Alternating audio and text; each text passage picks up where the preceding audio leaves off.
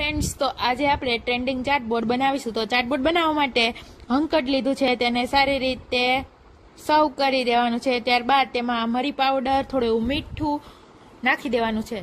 ત્યારબાદ તેમાં થોડું ટમેટું, મરચું, બાફેલા બટેટા નાખી દેવાનું છે. ત્યારબાદ તેમાં થોડી એવી આંબલીની ચટણી, ગ્રીન ચટણી